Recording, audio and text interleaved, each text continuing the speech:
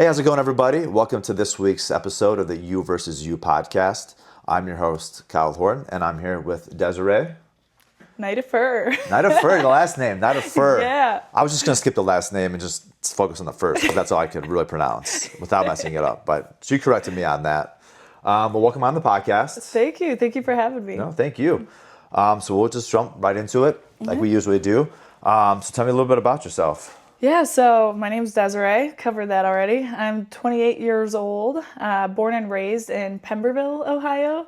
So small one-stoplight town, drive your tractor to school day, graduated with like 70-ish people. Okay. And then I went to school out in Akron. Actually got sick when I was out there, took about 6 months off of school, had no idea what I wanted to do. Ended up becoming a nurse. I got my 2-year nursing. Got my 1-year experience, but in that year experience, I was in prison, I was in ICU, so I did a variety of like nursing stuff and then hit the road and started traveling. So I ended up in Colorado for 6 months. Okay. Broke my collarbone trying a new hobby, ended up back in Ohio. What was the new hobby? Snowboarding. Snowboarding. Okay. Yeah. I got shredded by the gnar. I can't ski or skate, so I stay off the slopes. Yeah. I thought I could, but you know, I still go now. But that's actually what started my entrepreneurship journey, was breaking my collarbone and coming back home. Interesting. That's definitely an interesting start to starting in entrepreneurship. Mm-hmm. Before we dive into the entrepreneurship, let's rewind just a little bit. Uh-huh. So where exactly in Ohio is your hometown? Close to Bowling Green, so like 15 minutes away from Bowling Green, Ohio. Northwest, but it's it's a one-stoplight town. If you're driving through it and you blink, like you're already past it. You go to the gas station, everyone's like, "Hey, Des, how's your parents? How's your brother? How's your sister?" You know, no room to mess up, no room to misbehave. Everyone knows everybody. Okay, so the gas station's the hot spot. Gas station was the hot spot. They have a Dollar General now. Oh, yeah, okay, moving up in the world a little bit. Yeah, I know. So then did you want to go to Bowling Green College, or did you end up in Akron? I was actually playing, that's a great question. So I was playing soccer at Owens Community College. I was actually practicing, doing the 5 a.m.s, everything, ready to start. I had divorced parents, and at the time it just was felt like, I want to say a toxic environment, but it was just really hard because they divorced when I was 13 and it was hard to break out of. I spontaneously 3 weeks before school was supposed to start was dipped out to Akron. So what kind of inspired it was I drove out to go meet one of my friends in Kent. And when I drove out there, I was going down a hill, and it sounds so dumb, but I'm from the flattest part of Ohio. So while I was driving and I just looked and I was like, the scenery, I love it here. So I looked up Akron campus, never stepped foot on it. And I was like, I'm going to go there. So that was 3 weeks before classes started. Wow. Okay. Yeah. All right. That's a good way to start there. Yeah. Spontaneous, if you will. Yeah. Yes, very spontaneous. Yeah. So where did you go to high school at? Eastwood High School. Eastwood. Mm-hmm. Okay. Did you do any sports or activities? Just soccer. Just soccer. Yeah. When I was younger, I did basically almost every sport you could imagine. My parents threw me in all of it. But then once I was getting older, soccer was my passion. I don't like doing things I'm not good at, and I wasn't extremely good at, I was very average at a lot of the sports I tried, or I was semi-good in only parts of it. Okay. Soccer was the one that really stuck with me. I still face a lot of challenges with it, but I was the person who I wanted to be the best at everything. So it was in my head, I was I need to make varsity my freshman year. And so rather than just praying and hoping, I was outside 6 hours a day with soccer ball at my feet, where my parents were like, Desiree, come inside. It's time to eat dinner, and I'm just going around cones and stuff, making sure that what my was in my head was going to happen. So, yeah. So soccer was my number one thing. Okay. So as a freshman, did you make varsity? I did, yeah. Oh, nice. I think my whole life would have been destroyed if I didn't. Yeah. It was yeah. Okay. So what drew you to soccer more so than the other sports? I think it was more, I like the competitiveness. of it. It was obviously kind of like an aggressive sport. It was one that I think a lot of people aren't naturally good at. Like, I think hand-eye coordination naturally comes to people. I'm a little bit on the opposite side of the spectrum. So, like, the hand-eye coordination, I'm a little mid at. But, like, feet-eye, it just connected for me. And then my dad was my soccer coach growing up, and like he always like pushed me to be the best version of myself and like the best player. So even when I had a good game, like he always was giving me constructive criticism on the way home. Like, you scored 3 goals, but you could have had 6 because like these 3 that you could have made, like you did this instead.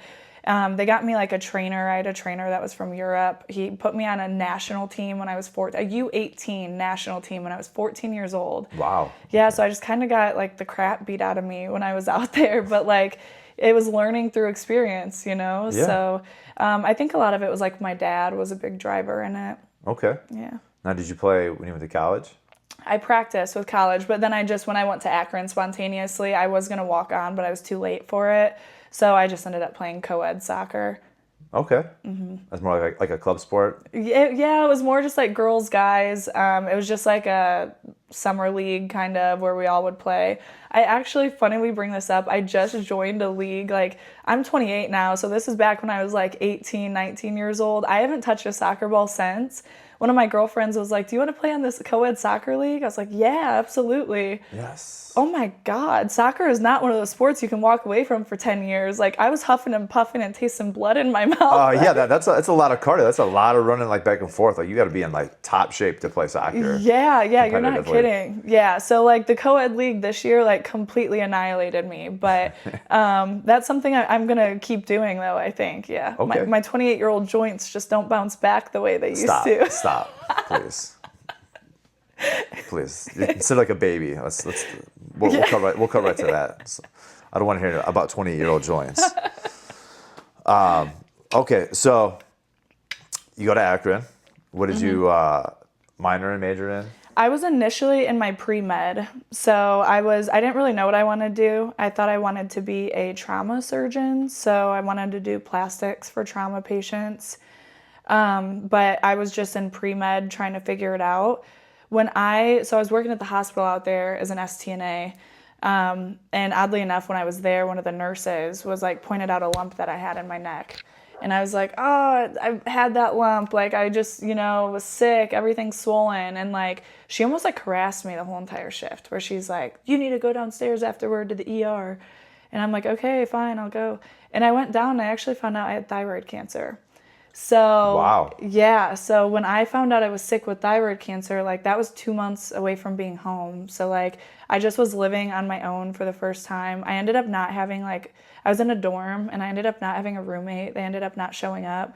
So I was like completely alone, working at this job that was very new to me and found out I had cancer. So like when all of that happened, it was just like, it shook my snow globe, Yeah.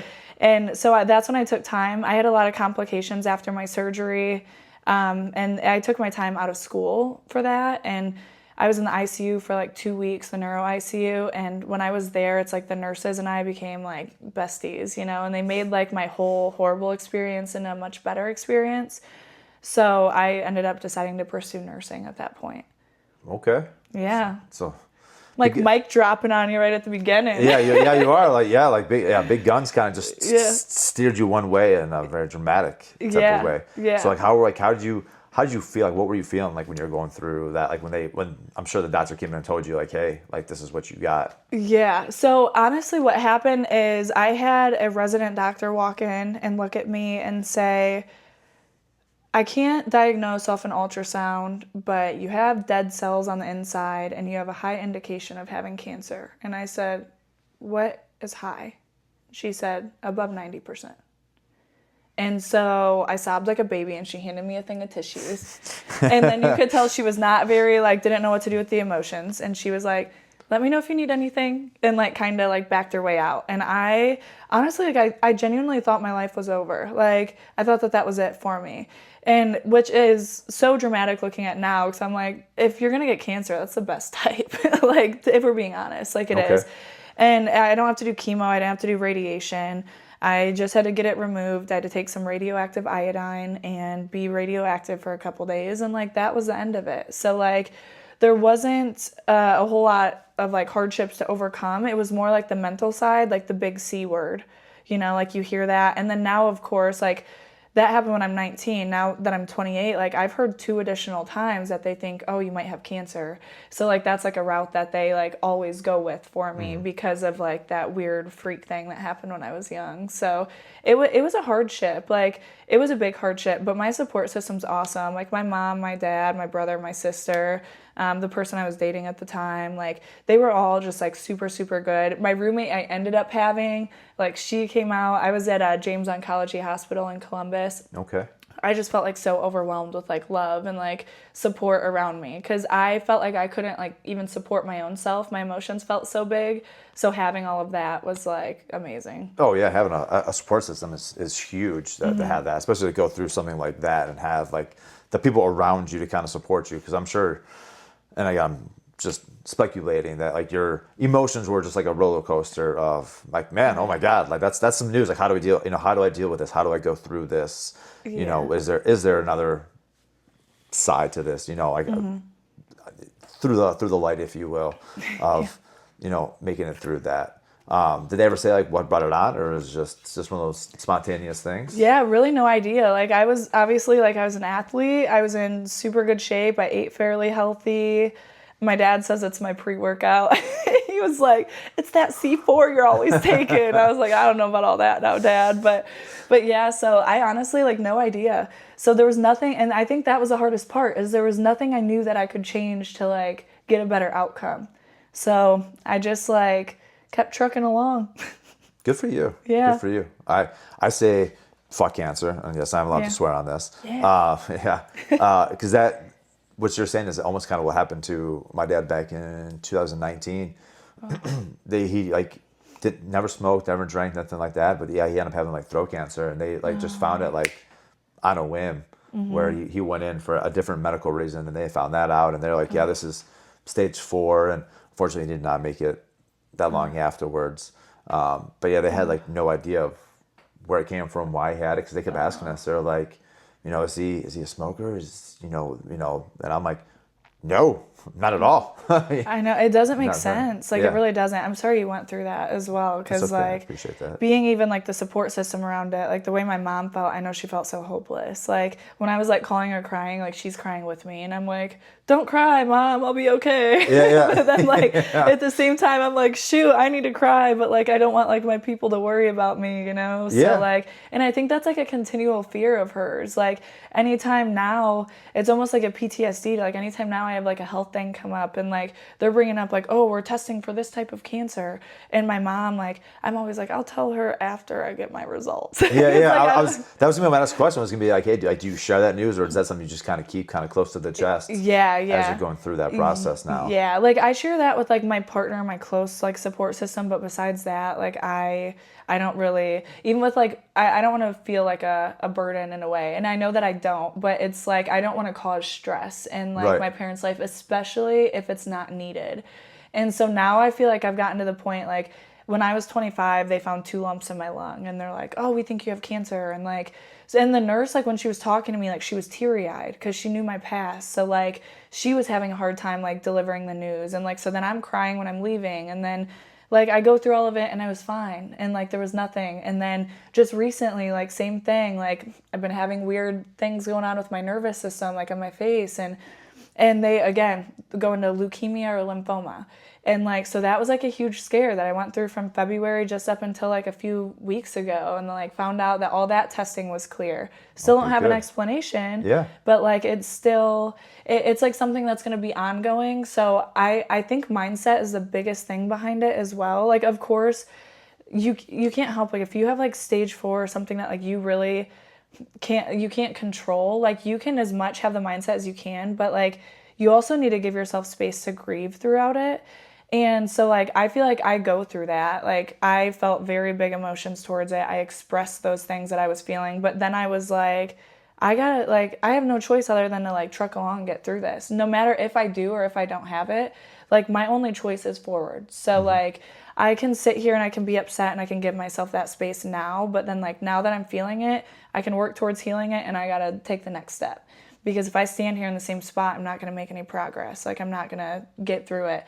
And my best friend's grandpa had like a very difficult cancer to get through. They actually told him he had less than 10% chance of living. But I met this guy. He's 10 years in remission now. And like, good for him. Yeah. And he also is probably the most bullheaded person I think I've ever met in my entire life. He was like, cancer, I'm not, he's like, I'm never like, that's never taken me down. Like, and I was just like, great of you to have that type of mentality, because goodness gracious, when I heard it, it was like the opposite. I was like, oh, I don't know if I can do this. I don't know if I can get through this. Yeah. And then I did, and like, it's been almost 10 years, so. Good for you guys. Yeah. Now, with that mentality, do you think that's something that you developed over time, or was there a key moment that you can like kind of pinpoint where like, that's when you kind of had like that self-talk with yourself? Yeah, I think it's something I still practice every day to this moment, to be honest. Like, I think I can shift in and out of feeling like, okay, I got this, I can get through it, no matter what hardship it is. But I think I've also proven to myself through all the hard things that I've went through, right? So even like wanting to be on varsity, although that's not like as severe as like getting through cancer, right. It's like, it's still something in my head that like I needed to do, I wanted to make happen. So like I did that. And like same with like the cancer stuff. Once I kind of got out of that, like the mindset of feeling like the pity and the victim for myself, then I was like, okay, my only choice is to move forward to get through this. And then I did. And now here I am, like all these hardships and things I've overcame that I thought I wasn't going to make it through, I am 100% proof that I've made it through 100% of those bad days. So like I've developed that trust in myself now where I'm like, okay, I got me. Like I can do this, you know? So wonderful. Yeah. So what would your advice be to somebody who maybe was kind of going through that and hasn't quite reached that level yet? Like what would be your advice to them? I would say like, don't feel bad for feeling your emotions. And like, don't feel bad for feeling like a victim to the situation either. Like, allow yourself the space. So I'm very big on like, if you don't feel it, you don't heal it. So like, you can very much avoid those big emotions, but like you're just storing it and suppressing it in your body, and like it's going to come out at one point or another. So like my best thing for me personally was like walking through and like walking in that authenticity of the pain and the hurt, expressing that to like my closest support system. If people are like religious, I always say turn to God. Like I wasn't raised with like God in my household at all. Very vaguely I was, but like I had to like learn that during that time. Like I made one of my best friends at the time. She was very religious and showed me like a different side of like what religion was. And like walking and like being fearless, because like you pass that off to God, knowing that like even if I feel like I don't got it, at least he's got me, you know? Yeah. And like, so that was a new type of like thought process for me at like the age of 19, you know, kind of relearning something. So I would say really like it's a lot of it's about like learning yourself and figuring out what is best for you, but like really feeling those emotions and leaning on people when you got to lean on them. Fantastic advice. Yeah. Thank you. No, thank you. So you're saying you shouldn't take all that balled up, tuck it inside, and then just keep moving forward is what you're saying. Yeah. I mean, people still do it. Well, I'm on a luck on that one then. All right. Yeah, I was like, and I don't mean this in like a bad way at all, but it is more common for men to want to suppress those things, right? Because like they feel as if they express emotions, like that's weakness. And like, it's not like, that's why like in veterans and in people, there's like high suicide rates, and men in particular, there's high suicide rates. And it's like, because they're told like, you got to be the tough one through everything. And it's like so natural for like a guy to be like, oh, I'm fine. And like, as women do it too, but women are normally more emotional at nature. So like they typically can go to their best friend and like sob it out. And then they're like, okay, cool. Like I'm good. Yeah. And then like, and like, I went my whole life, I think I ever saw my dad cry like one time, you know, like, and that's why like, I think people's mental health also like suffers at times, particularly like men.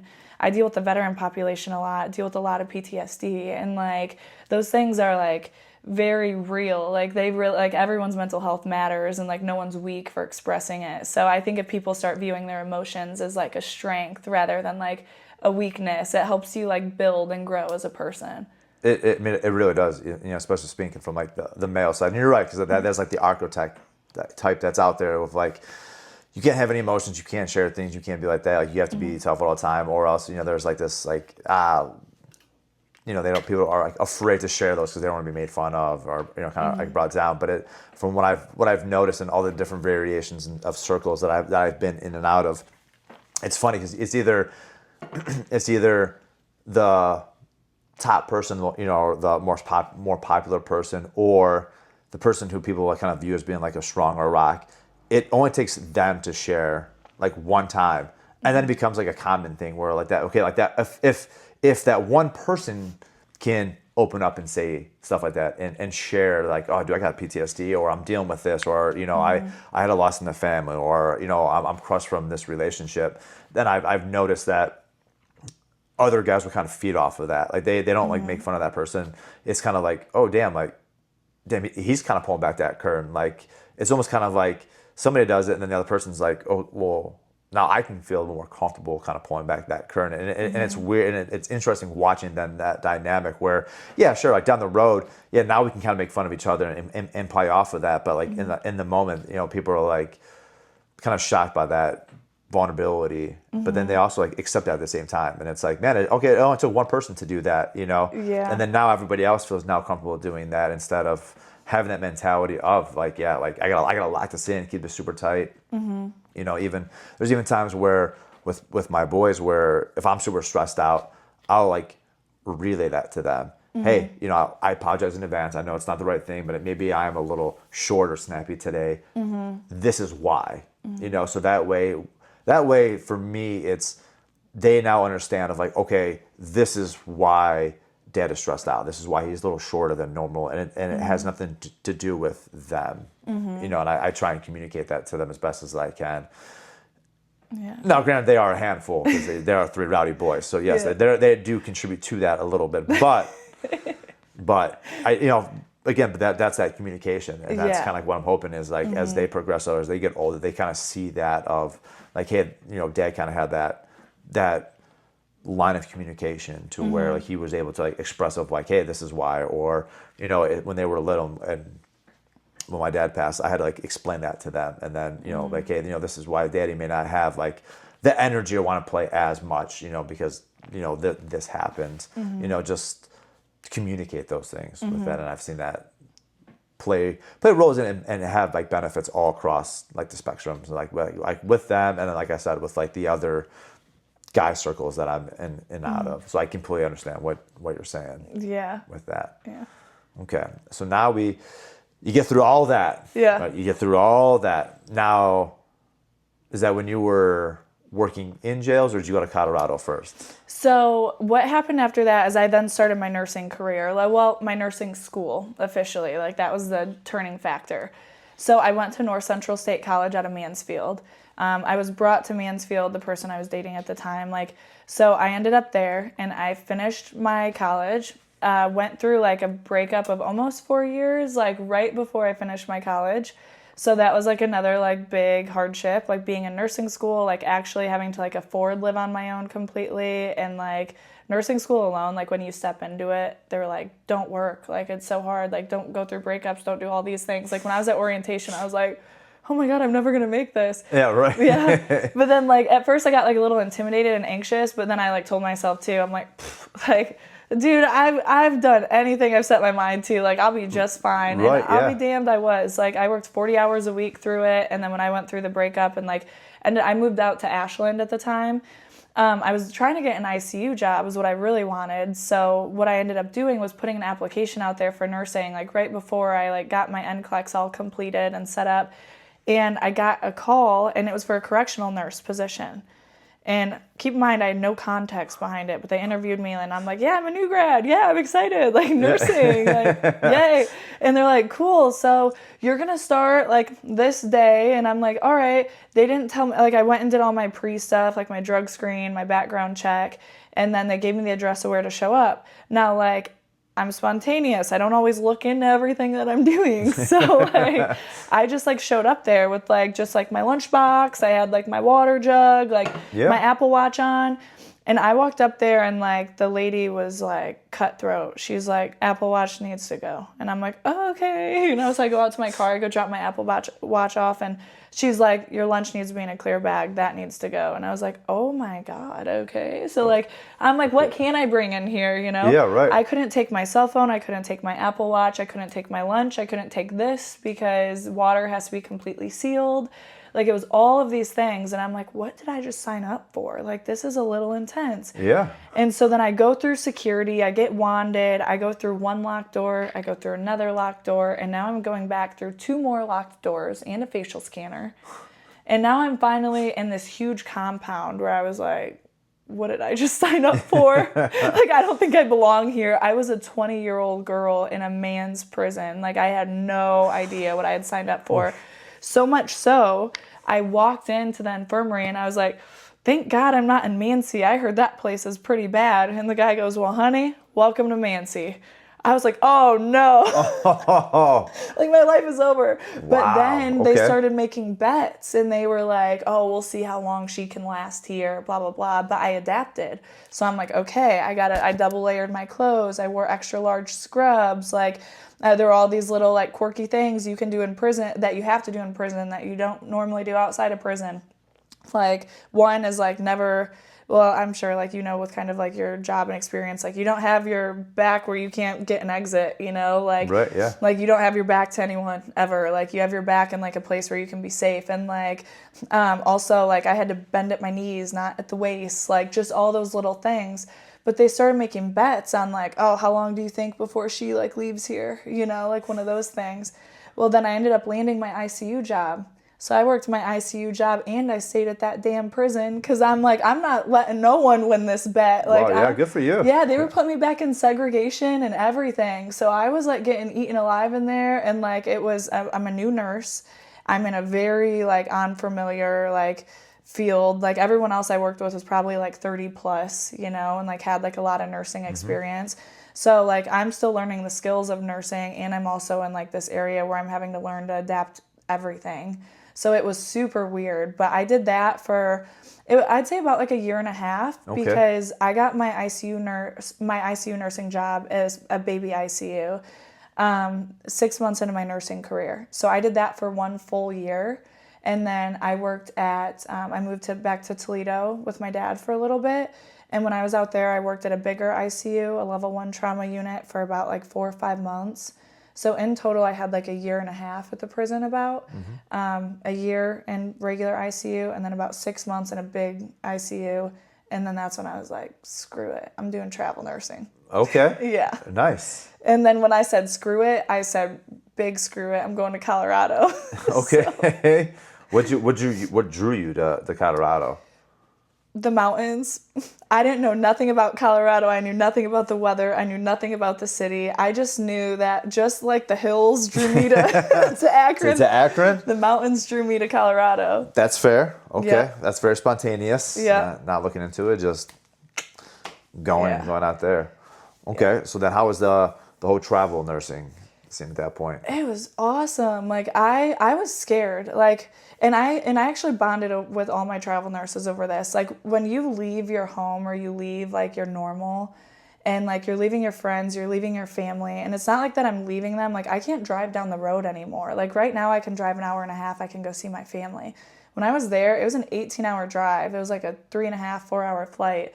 And like, and I think I was fearful that I was going to leave and something like traumatic was going to happen back home and I'd feel regretful of it.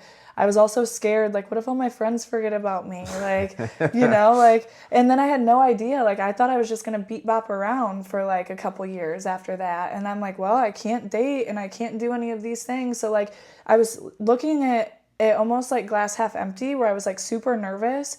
And like, I think that's a valid thing when everyone leaves, because it's like it's so uncomfortable and like scary when you're in a new place and like you're so unfamiliar with everything. Yeah. And so I was going to like no friends, no family around me, living in an Airbnb, so my housing was even unstable, like starting a new job and at a new hospital, like in a new state, so many news, like, but it ended up being the most life-changing, amazing thing ever. Like, it is honestly what inspired me so much to want to like grow more as a person. Cause I'm like, yeah, going from flat Ohio to hilly Ohio, like that was super cool.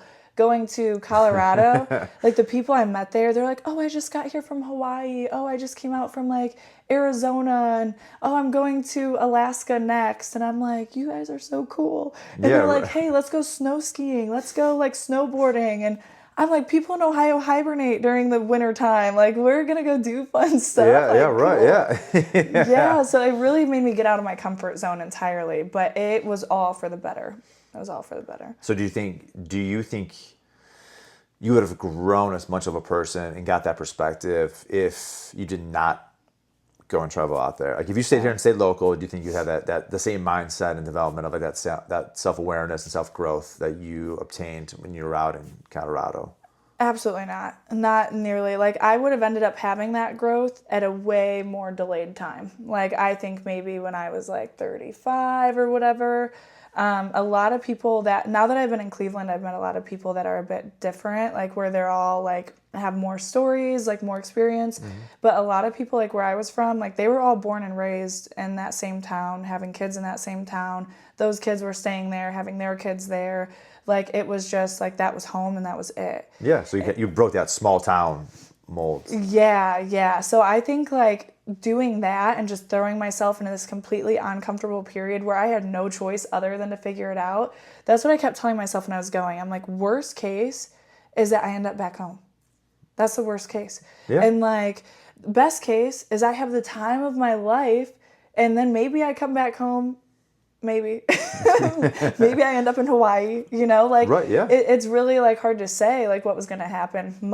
If it was up to me, I would have went from Colorado to maybe Hawaii to maybe Alaska to Arizona to Oregon. Like I had this plan where I was like every 3 months I'm going to a new place. I wasn't planning on staying in Colorado for even 6 months, but I did. And then of course I had other plans. Broke the collarbone. Yeah. So did you have like a whole like, from that quick description you just gave, did you have like a whole like hot cold thing going on there? Yeah, I know. I was like, yeah, because you're like hot and then cold, hot and then cold. I'm like, interesting. All right. I know. I wanted to be versatile, you know, but like I'm like after the way Ohio is, like I will say I love all the different weather and like the change of seasons. Even though I know a lot of people here, yeah, that's the basic response. Yeah. But like if I was in a place that was like super hot all the time, I think I'd be like, I need the cold. Right. And then if I was in a place that was cold all the time, I feel like I would need the hot. So I wanted to get new experiences of new different places because my plan was I want to live somewhere that's not Ohio. Now that I'm back, I'm like, I do love it here. Like like Ohio's very homey, you know, and like there's so many great things about it. I love Cleveland the most because I get like the water too. Mm-hmm. So yeah, I think like Ohio's a good place. I'm not an Ohio hater anymore. I 100% was when I left though. So no, I think that's very common. Is like a lot of people you hear leave Ohio and they go experience like something else, mm-hmm. but then they eventually like end up coming back to Ohio. Yeah. Okay, so you're out in Colorado, you're hitting the slopes, you're doing your thing, and then like bam, you break the collarbone. Mm-hmm. With that incident, what then drew you back to Ohio with that? I mean, most people I feel like would just shrug that off and kind of keep going. I mean, you know. So this is where my whole life felt like it got flipped upside down because I'm the oldest of 3 siblings as well. So I think that in a broken home. So I think that adds a lot behind like my character too. I was kind of like the ringleader of us 3 where I'm like, come on guys, we got to get through it all. When I was there, I was stripped of my income. My housing was about to be done. I'm now stripped of my physical capabilities to even like do anything for myself because at the time, like when I had broke it, we actually had hiked up in the mountain. So I had to sling my arm up in my book bag and snowboard the rest of the way down. I knew I broke it. I'm a trauma nurse, you know, I like touched it. I was like, oh no, like this is not good. So I snowboarded down. I waved down like ski patrol. They unbinded my feet. I went there. They x-rayed. They're like, yeah, it's broken. Oddly enough, like God's timing, my car was packed because I was about to move Airbnbs. So my whole life was packed up in my car and my 5 suitcases that I traveled with. And I called my mom, I called my dad, and I'm like, help me get my car back home. Like, what do I do? Because I didn't have any health insurance out. Like, I had nothing. Like, I was still on my parents' health insurance, but, like, It worked in Ohio. It wasn't working out there. So like, Yeah. I had to come back home. And so I ended up catching a flight 48 hours later, got my car shipped. And like, again, thank God for my dad. I called my dad. I'm like, I don't know what to do. And he's like, honey, I'm not flying out there and driving your car 18 hours, but I will absolutely help you find a place to ship your car. Yeah. So then when I got home, it was probably like the lowest place I'd felt in so long, because I didn't, like I said, I wasn't making any money. And like, I was travel nursing during COVID, so I was making buku bucks. And so I went from that to zero. And like, and then I was living at my mom's, so I had like her to have to help me do basic stuff. I ended up needing to get surgery, so like that put me out even longer. So I ended up being out of work for at least like 4 months, like just for the physical capability wise, but I ended up taking about 8 months off, which I'll kind of get into that. But like, so my mom's like helping me with everything. I don't have any friends in that area because she lives in BFE. Like she lives in Bryan, Ohio, nothing but cornfields out there. So like where I was from was BFE. Where she's from is whatever is worse than that. So like I had nothing out there, and like my mom's gone working, and like I was just sitting there, and I just felt so hopeless. Like I felt like I didn't have a purpose anymore. And like here I was like snowboarding and like all these cool friends and all this fun stuff, and like now I'm at like my lowest of lows. And that's what ended up, like, I was getting curious about, like, the month before I broke my collarbone. I'm like, how is my agency making money? Like, I'm sitting here at work. How are they making money? Mm-hmm. And so then I'm looking at it, and I'm, like, doing my research, and I'm like, interesting. So all these people did is open up a business, and they got a contract, and they make $20 an hour off of me sitting here. Like, they're almost making as much as what I was, you know? And I'm like, that's insane. And they're just not doing any of it. And I'm like working my butt off. And then now I don't even have the physical capabilities to do it. And now I have nothing. And so I was already kind of inspired. Like business was intriguing to me. Okay. I didn't feel qualified for it. I didn't know anything about business. Like my dad's like self-employed. My mom's a teacher at a juvenile prison. So like both my parents had pretty stable jobs. Like my dad breaking off and being self-employed. He does construction. So like that, and like he used to always take me out on his jobs and stuff. Like, so I saw how hard he was working, but like, again, if he wasn't working, he wasn't making money. Right. Yeah. And so doing like the thought of an actual business seemed kind of insane. So I took $10,000 of the money that I had saved while I'm not making anything. Yeah. And I bought a mentorship for a 6-week-long mentorship. So $10,000 for 6 weeks. That's over $1,000 a week. Yeah. Yeah, That's a bold step to take. Yeah. But the way I looked at it is I'm like, I spent like $60,000 on college to go get a job that pays me $60,000. So like that was an investment, right? And like, but if I can make this $10,000 and if I can learn a skill that's gonna teach me something that can make me $100,000 or $1 million or whatever, like it's worth it, you know? So I just tried it. I was like, worst case, I lose $10,000. Best case. Heck of a worst case, but all right. Yeah, okay, I know, yeah. But you're investing in yourself, so I understand it. Yeah. So I was like, best case, I end up doing something really cool with it, make like a lot more money or like change some things, you know? And so I ended up opening up a staffing and recruiting company. I was 23 at the time, 23 or 24. Actually, I cold called. I did everything that the thing told me to do, like the mentorship, like to a T. You know, I was a girl with a soccer ball at my feet for 6 hours a day. So, like, I was taking what she was doing and I was doing the things. Nothing. 6 months. Nothing. Working out at the gym one day. I asked there was this like older gentleman that was on the leg press and I'm like, hey, do you mind if I work in? He was like, yeah, no problem. So I'm starting to work in and I'm like, so what do you do?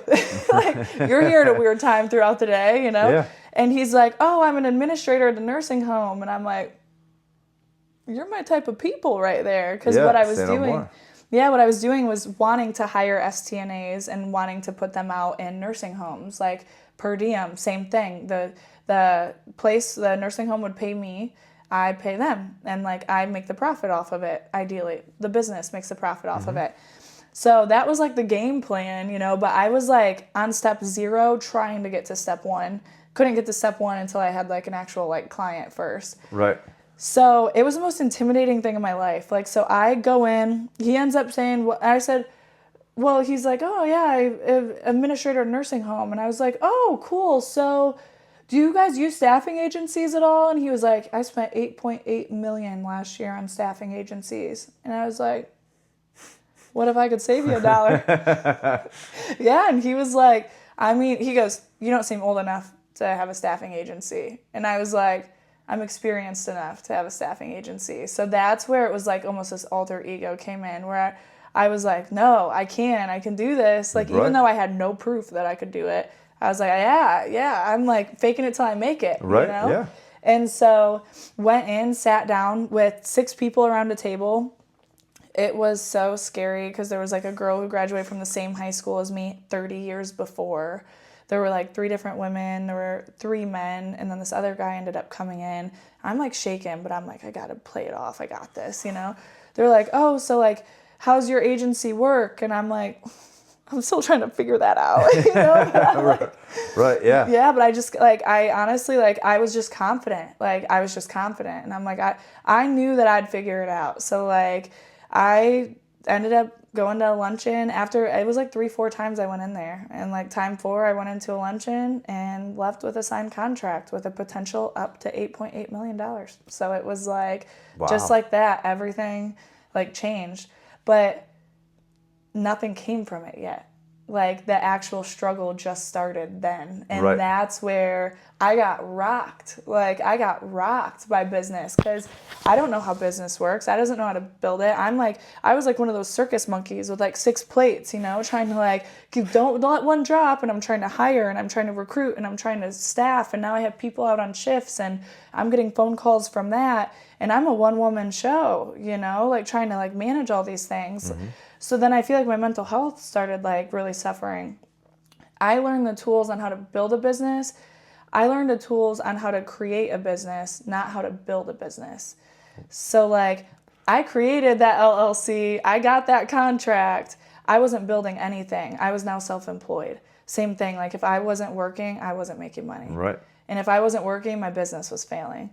And it took me suffering and failing and suffering and failing and my mental health suffering and then failing before I finally like ended up, there was like a guy who owned an agency out here. I gave him my contract and what I had built up and I was like, I can't do this. And like, so he took everything over for me. And I basically was like, I just took a fat old L, like goodbye $20,000 now because all the other money I invested in it. Like, yeah. I felt like I didn't do anything. And like, I didn't know what I wanted to do with my life after that. I actually went back on a travel nursing assignment and I felt so underqualified to like get into business again. I'm like, I don't know. But then every time I'd go into work, I was like, felt like I was driven to do something more. Mm-hmm. And I didn't know what that more was. So like, that's what ended up spiraling into like where I am now and stuff. You know, I ended up, there was a girl I graduated nursing school with. Her name's Brittany. She's amazing. She was an independent provider, so basically meaning she was a 1099 nurse. She found her own clients. She billed Medicaid herself. Like she did all of her work herself. It wasn't like me. I went in, I clocked out. So I sat down with her and I'm like, I want to learn a little bit more about this because like, truthfully, I wanted to become an independent provider. Like that's what the intention was. Yeah. Then we're talking and our lunch turns into dinner and it's like 4.5 hours later. And by the end of it, I was like, we should open up a home care agency. And she's like, let me think about it. And I'm like, okay. And I don't know why. Like the only reason I really wanted to, I guess, was the guy who took over my contract before was like, hey, I want you to get equity in my business and develop the home care side for me taking over your contract. And I was like, all right, yeah, sounds like. But then I was looking into it. I'm like, I don't know anything about home care. Why does this guy feel like I'm qualified for this? You know? Like, yeah, right, yeah. Yeah, like I'm a nurse. Like that's really it. Like, and I landed a contract. I blamed it on luck, not skill. I didn't have skill at that point, you know? I had skill on faking it till I made it, but like that was about it. Yeah. And so Brittany and I ended up like, she went home, she called me and she's like I didn't even get home yet from like my drive. She's like, let's do it. I'm like, all right, cool. So next thing you know, we're designing a logo, we're creating a business name, like we're doing all of this stuff. So like Agape United Home Care came to life and we were well, we still are a non-medical home care agency and we opened doors like where we were official April 2024, and we actually had our license and was ready to start like doing care around the end of June of 2024. So we ended up landing a client. I drove all the way down to Mansfield because that's where we started it out of, and like I drove all the way down there. I did the nursing assessment. I like ended up like hiring a caregiver. That same caregiver still works for us this day. Wow. Like ended up hiring our first nurse. That same nurse still works for us this day. And now like it's been 2 years later and we've helped over like 250 different people. And like we've branched into working with the veterans and working with Passport Waiver, which is Medicaid, working with like CareSource, which is also under Medicaid. So like we've now branched into like this unbelievable business that I never thought we'd be capable of doing. That's fantastic. Yeah. That's awesome. That's a heck of a story. Thank you. Yeah. What I've noticed from your story, and I don't know if you've picked up on it, but like every major setback you've had has always like sprung you ahead into like bigger and better things. Yeah. I'd say I'm a very resilient person, but I'm also highly emotional. When I'm in those like big setbacks, I'm like, my life is over. I can't do it. Like, you know, like everything's done. And then I feel my emotions and then I'm like, all right, how do I get through this? Like, how does my right foot go forward now? Okay, how does my left foot go forward now? You know, like, it's just like, what do I gotta do? And then I started realizing, like, as I was moving forward with business, because then I to this day have people coming to me that's like, can you mentor me? Can you teach me? And I've now, like, in 2 years, like, developed a 7-figure business, and I can tell you, I'm like, I don't feel qualified. But I think that that's everyone's little thing. Like, I think I could build an even bigger business and still be like, you're coming to me for this? Like, are you sure about that? Right, yeah. So, like, I think that I've proven to myself, but I still have that little, like, doubt in the back of my head that I think anybody does. But because what I've learned, no entrepreneur really knows what they're doing going into it, and nobody knows it's going to work. But what I did know is that, like, if I failed, it was only going to be failure if I stopped at that point. Yes. If I chose to kept going, then, like, yeah, I was going to be fine. That was just going to be a learning opportunity. So, like, that's where I think, like, in my head, I was like, as long as I keep trucking along and I keep moving forward, any, like, little setback, that's all it is a setback. It's Yes. only failure if I'm like, okay, this is a hard stop. Yeah. Once if you quit the game, then it's officially then it's over. Then that's when you fail. Exactly. And as like you speak about entrepreneurship, and it's like I feel like people think like this. They get I don't want to say scared or nervous, but they get overwhelmed because they look at that huge big picture. You know, like if I told you, hey, day one, you'd be going through all this, dealing with this, making these phone calls, doing this and this, you'd be like, oh shit, okay, that's a lot. Yeah. But like you said, you look in the mirror and you're like, okay, well, let's break this down. What can I do today? And then what am I gonna do tomorrow? And then and then before you know it, you start gaining like a little bit of like momentum. And then now you're like, oh man, I've already done and achieved this and this, and now like that ball is rolling. Or you know, Colorado Hills, you know, the snowball is rolling down the hill. No, I think that's great advice for the entrepreneurs. So you're doing the business with your business partner Brittany. Yeah. Okay, business is going well now. Yeah. What's your guys' goal? Like, what do you guys want to get to? So as far as like a goal, what we want to get to and that we're actively working on right now is like system development. So I'm still involved in business. Brittany's still involved in business. We're wanting to get more where we're working on business. So like, which business is functioning without us? Like, but I still do a lot of like our client intake and all of that. I think right now what we're learning is a lot of like leadership, like how to properly like lead a team in a way that is, permission to screw up, you know, like as we learned, we lost clients. As business grows, we're going to lose some clients because there may be errors here and there. So I think like taking the perfectionism out of it, but like our overall goal of it is we want to eventually make Agape United Home Care like a nationwide franchise. So where we are right now is we have a location in Mansfield, we have a location out here in Cleveland, and then we have another location in Toledo. Wow. Okay. Yeah. That's kind of spread out. It's not like they're next to each other. You know, it's not like here like Mama Heights, you know, Middleburg, Brook Park. It's all kind of right here. You guys really spaced yourselves out. Yeah. With that. Yeah. Was that intentional, or is that just where the opportunities were, or now like do you commute to each location? No. So now, Brittany obviously lives in Mansfield. I live out here. So like, that's nice. We can do like events here.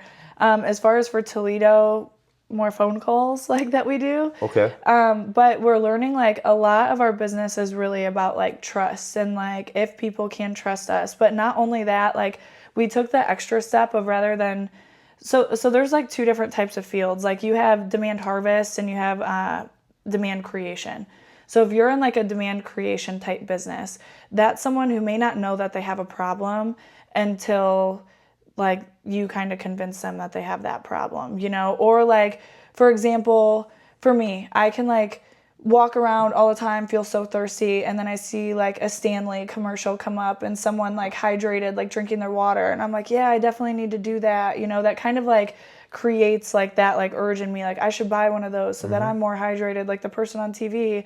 And like, so we're more demand harvest. Like our people already kind of know they have a problem, but they just don't know who to seek or where to go because we're dealing with a lot of seniors who obviously don't want to give up their independence. And like, although home care is something that promotes independence, people view it the opposite way. They're like, I don't want a stranger coming into my house and like helping me. I don't need help, you know, like those types of things. And the next thing you know, they fall. And then we're getting like a family in a frantic, like, mom fell, she broke her arm, we need someone there with her like right now all the time 24/7. And we're like, whoa, you know, like we can absolutely help you out. Like let's break down this situation. So where we started stepping in is we help people before they're in that like frantic, like, oh my God, what do we do? So we're helping like with the veterans, they get that covered for free if they have veteran benefits. Oh, nice. There was $14 million of untouched veteran funds in Toledo, Ohio last year alone. $14 million that was available to the veterans that people didn't use because they didn't know what benefits they had available to them. That's a shame. So that's where we're trying to bridge that gap. Okay. The people who, like the vets in particular, and people on Medicaid, like those are the ones that can get in-home care covered. Some insurances or people have long-term care insurance, like they can also get it covered, but a lot of people end up resulting in needing to pay in private pay. And like that's, especially in like today's day and age, that's like a spot where a lot of people just, they're not prepared for, you know, the extra cost that comes with in-home care or that assistance. So we try helping people get a plan before disaster occurs. So we are doing our demand harvest side of things. So I feel like those types of business are a bit easier because there's people seeking you. Yeah. But when they're seeking you, you also need to be in the right places. So, yeah. That's a good point. So where can people find you or contact you? You can find us online at Agape United Home Care. So it's AGAPE UnitedHomeCare.com, or you can call us at 419-370-0431. Nice. Okay. So then earlier we were talking about the fitness and the business. Yeah. Where did that come about? All right. My networking event. Yeah. Yeah. That was a spontaneous thing, to be honest. So there's this lovely lady named Leslie. She ran a West Park business networking event. And since I was so new to Cleveland, I've only been out here now, I think for like 4 years, I wanted to start getting involved in the business community. You know, they say you're your 5 closest people you hang out with. That's true. And 100%. like, I was honestly hanging out with myself and my dog. So I'm like, I need people. This is kind of missing a few members in this group here. Yeah. I'm like, so what's this mean? Am I turning into a dog? Like, you know, but like, so I started going to this networking event.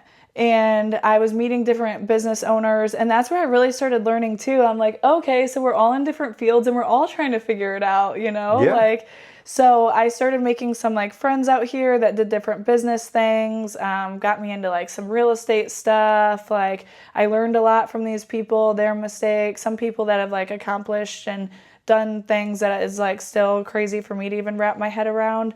But it started kind of like lifting that box that I had and like all of a sudden made it like bigger. So like, I know I said this to you earlier, but like your network is your net worth, you know, like yes. It takes meeting one person that can like change so many things for you. So I always push for like mentorship. I think learning from someone who's already taken the steps and like learn from their mistakes. I love talking about my mistakes because like heck, if I can save you the thousands of dollars I've lost, Yeah. like save it. Like, so I did get into like, I open up like select positions every now and then. Like I normally do about like 6 a month where I'll do one-on-one mentoring with people, Okay. particularly in the home care space. But I have helped people just regular startups. But what inspired the fitness and business was I wanted to get that room together. Like I wanted to create that room of people who want to take those steps, but like they may be too scared. So I didn't want to close it off to just people that have already taken that step.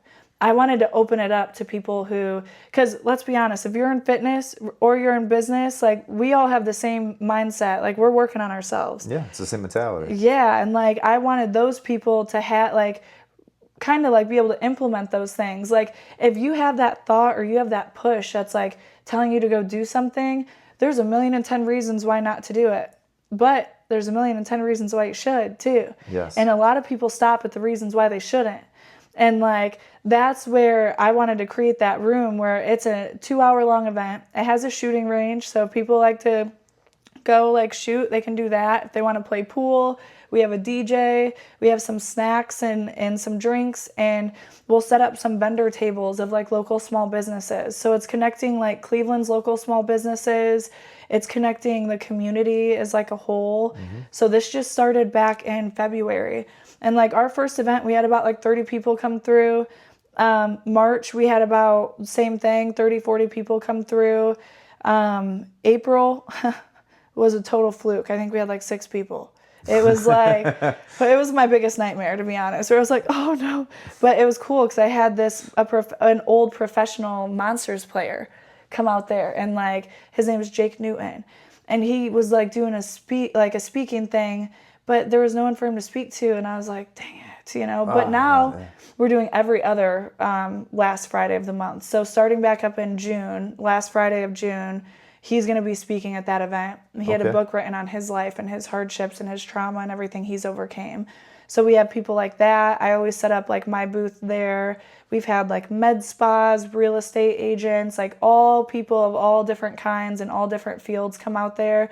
And a big purpose behind it is not only to like inspire people, but it's also for like to have that connection, because now that I know that this person does this, and next thing you know, like a photographer, for example, next thing you know, a photographer or someone comes to me and they're like, hey, Des, do you know any type of photographer in the area? I'm like, as a matter of fact, I do. Like, right, yeah. You know, and then like I send that referral over. Now people know that I do in-home care. So, you know, their parents may not need that help right now, but their parents are struggling because their grandparents do. They know a girl that can help direct, you know, so they send that's them over that's to the me. beauty of networking is, you know, we get you, especially in on the small business realm, is you start helping each other, and you're like, hey, I got a guy, you know, I know a gal, and you start kind of connecting, and then you start working together, and it's really nice to see like how that like grows and how everybody kind of like benefits with that. Yeah, absolutely.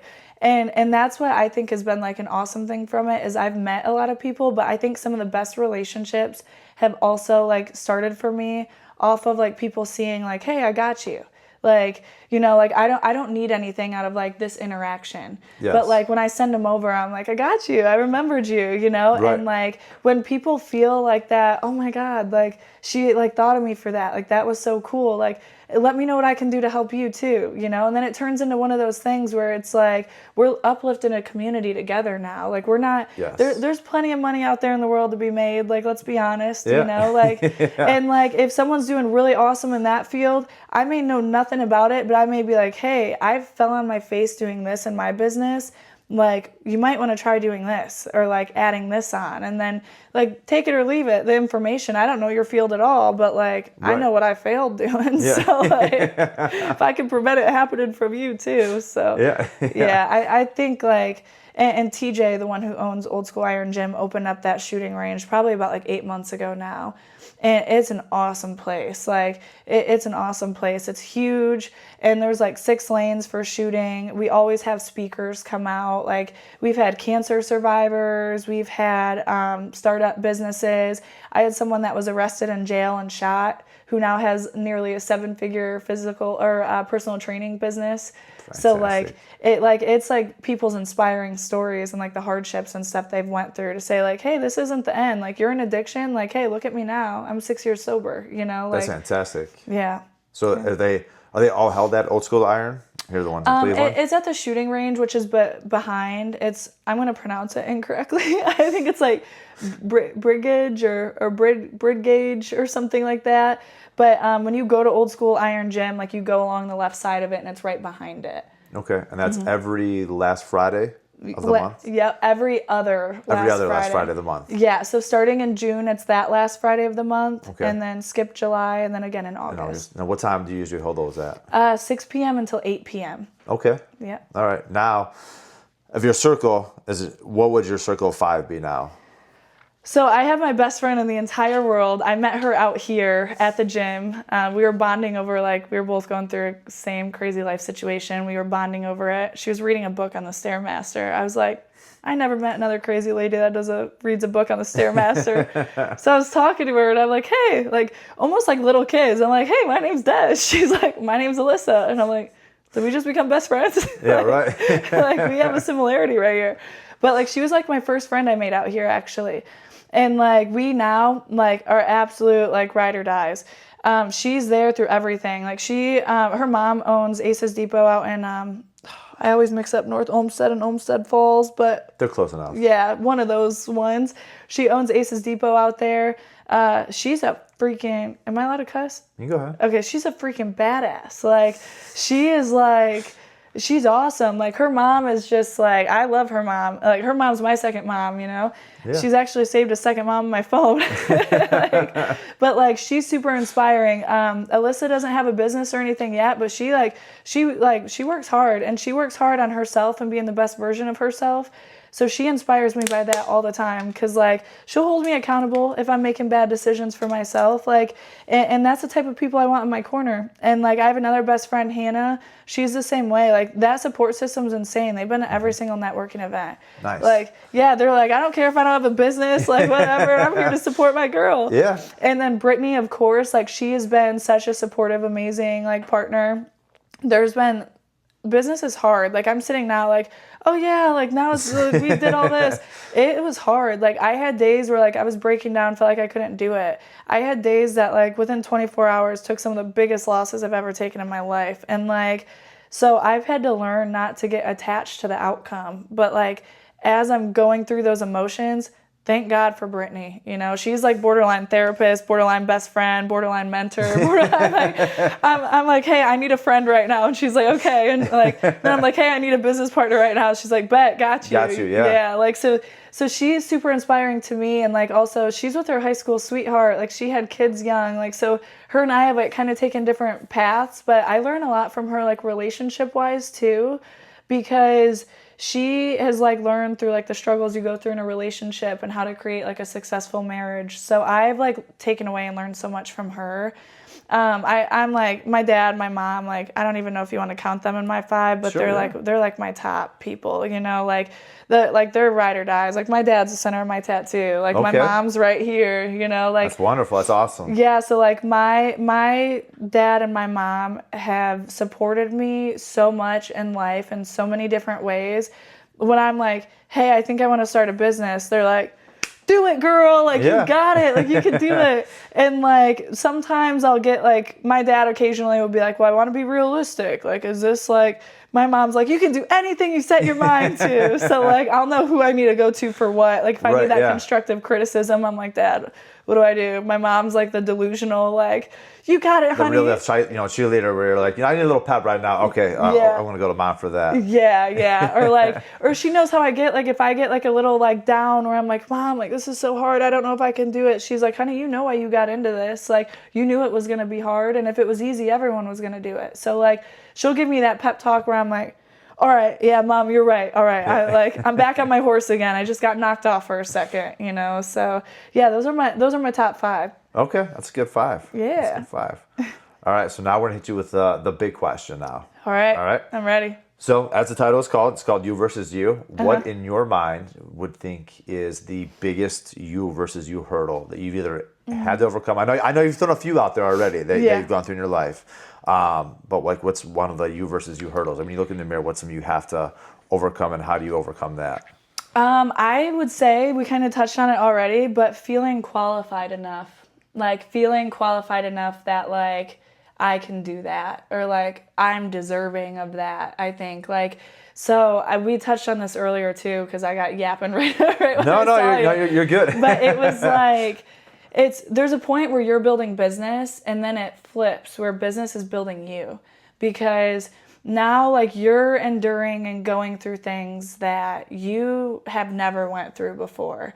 And like now you're on this self-development journey where like that self-doubt is a real thing that I think every single person goes through. Like there's times where, like 100%. I said, people like I mentor people, and I've mentored people from like 0 to up to like 600,000 is like the highest like one of like my mentees has like made it so far. And like thinking that, holy crap, like I've even showed myself I can do that, but I still have those days where I wake up and I'm like, can I really do this? Like, is this really, or like I have like the hard thing that happens and I'm like, like it's gonna fail. Like it's like that negative like thought that comes up where it's like but it's a thought, and like that thought doesn't have to be the reality. Like, and like just like I can do it is another thought, and you can choose what you attach to. Yes. So like I'd say my biggest thing is like becoming detached from the outcome. Okay. And like also knowing that no matter what hardships I go through, like God put those things in my life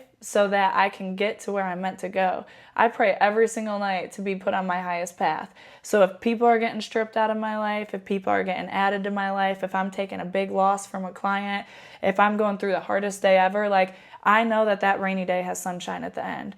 So like my biggest thing is like still trying to like feel that I'm like worth it and that I can like do it.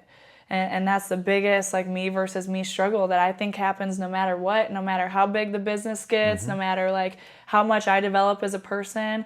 It's still trying to figure out like what thoughts I'm supposed to attach to that's like defining who I am.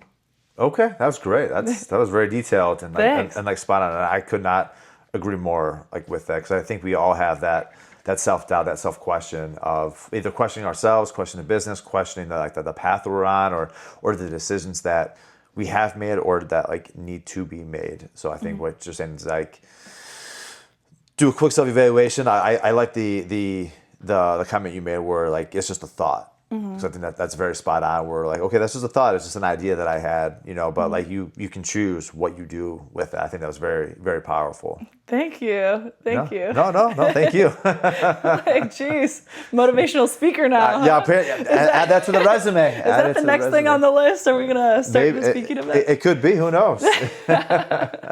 Well, Desiree, thank you very much. It's been a pleasure. Thank you. Good luck in your business. Thank you very much. Thank you.